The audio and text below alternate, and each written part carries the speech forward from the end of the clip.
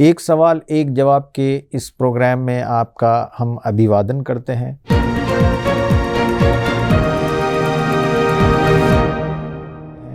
आज हमारे साथ देश के वरिष्ठ पत्रकार, चिंतक, इंटेलेक्चुअल मिस्टर सुधींद्र कुलकर्णी जी हैं।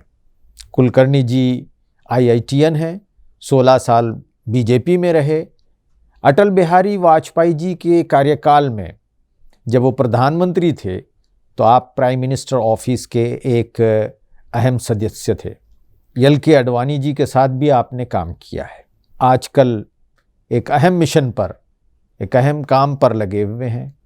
वो चाहते हैं कि देश में सांप्रदायिक सौहार्द पैदा हो, सांप्रदायिक समानता पैदा हो, कम्युनल हार्मोनी पैदा हो।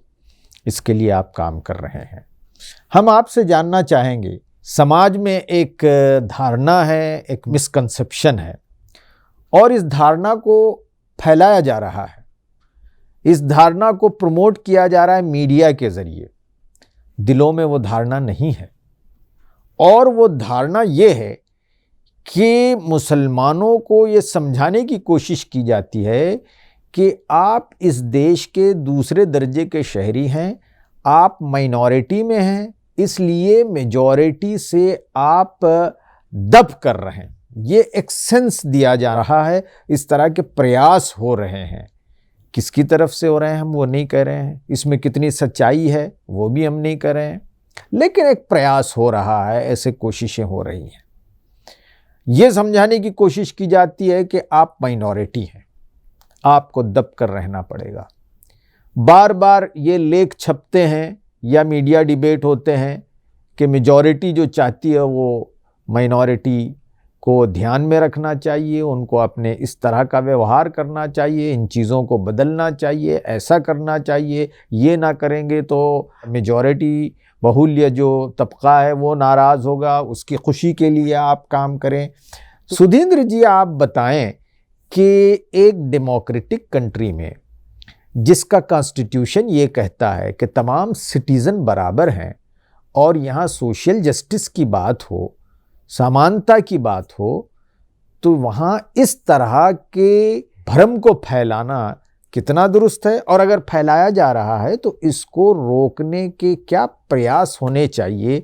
इसमें आपका क्या कहना है?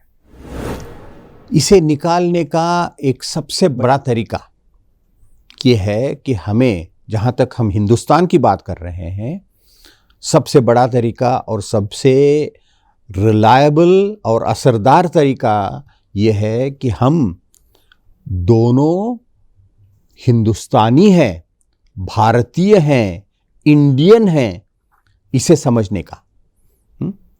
क्योंकि हमारा मुल्क सबका बराबरी का मुल्क है।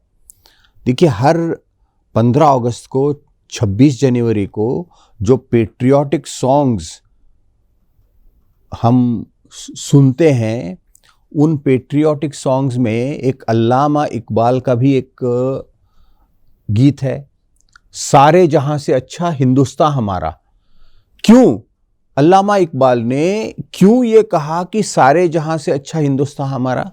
क्योंकि उसी गीत में एक 2 लाइन आते हैं, मजहब नहीं सिखाता आपस में बैर रखना, हिंदी है हम, हिंदुस्तान वतन हमारा। यानी कोई भी मजहब ये आपस में बैर रखने का लेसन नहीं देता है, सीख नहीं देता है। तो इसलिए आज आप जो कह रहे हैं भ्रम, मिथ, मुसलमानों के बीच कुछ मिथ है, हिंदुओं के बीच कुछ मिथ है, और आज एक दूसरी एक धारणा, सभी हिंदुओं में नहीं, कुछ हिंदुओं में, मैं ये बिल्कुल, क्योंकि मैं हिंदू हूं, मैं दावे के साथ कहता हूं कि हिंदू मेजॉरिटी ये नहीं कहती है कि यहां हिंदुओं का भी बोलबाला होना चाहिए, हिंदुओं का वर्चस्व होना चाहिए और मुसलमान दब कर रहना चाहिए। ये मेजॉरिटी हिंदू की बात नहीं है, एक माइनॉरिटी है। अनफॉर्चुनेटली आज उनकी आवाज थोड़ा बुलंद हो चुके क्योंकि पावर है, पॉलिटिकल पावर आ गया है। लेकिन मेजॉरिटी हिंदू ऐसे सोचते नहीं है। इसलिए मैं कह रहा हूं कि हम यदि अपनी राष्ट्रीयता को समझे तो राष्ट्रीयता, इन दो बातें हैं, एक तो राष्ट्रीयता और दूसरी है मानवीयता। सबसे ऊपर है इंसानियत, इंसानियत के बाद आता है राष्ट्रीयता। राष्ट्रीयता इंसानियत के ऊपर नहीं है। The first is humanity, then nation. और आप इन दोनों क्राइटेरियन से देखेंगे, इन दोनों मापदंडों से देखेंगे तो मानवता का जो सार है, जो मैसेज है कि all human beings are one and equal, वसुधैव कुटुंबकम, ये पूरी वसुधा जो है, विश्व जो है, वह एक कुटुंब है, एक परिवार है। तो एक परिवार है तो कोई ऐसा कह सकता है क्या किसी भी परिवार में मैं बड़ा भाई हूं और मेरा छोटा भाई जो है वो मेरा दब कर रहना चाहिए? ये तो हो ही नहीं सकता। तो आज जो भ्रम है, इन भ्रम को, इन मिथ्स को हम सिविल सोसाइटी के लोग और धार्मिक लोग और पॉलिटिशियंस भी और मीडिया वाले भी, सब लोग मिलकर इन मिसकंसेप्शंस को दूर करें। कुछ मिसकंसेप्शंस हिंदुओं के हैं, कुछ मिसकंसेप्शंस मुसलमानों के हैं। उदाहरण के तौर पर एक कहा जाता था कि मुसलमानों ने 1000 साल यहां राज किया, अब हिंदुओं का समय आया है और अब हिंदू राज होना चाहिए। दोनों गलत है। जो मुसलमान मुस्लिम रूल, इसका मतलब नहीं कि ये सब मुस्लिम उनका भी बोलबाला था, ये कोई ऐसी बात नहीं थी। हाँ, उसमें कुछ अच्छे राजा थे, कुछ बुरे राजा थे।